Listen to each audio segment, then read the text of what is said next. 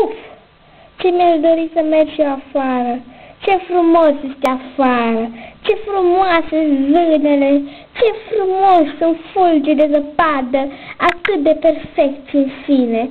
Ce poezie minunată e zăpada, ce perfecțiune e afară.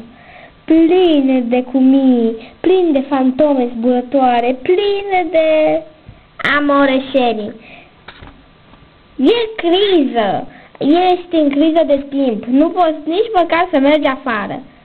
Trebuie să muncești, muncești, muncești, muncești, ca mine.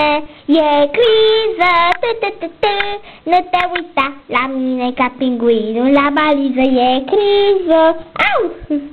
Mai scoate fier epilatorul și pleaca de până din criză. E criză, dacă nu te potolești, te duc la psihanaliză. E criză, criză, criză, da.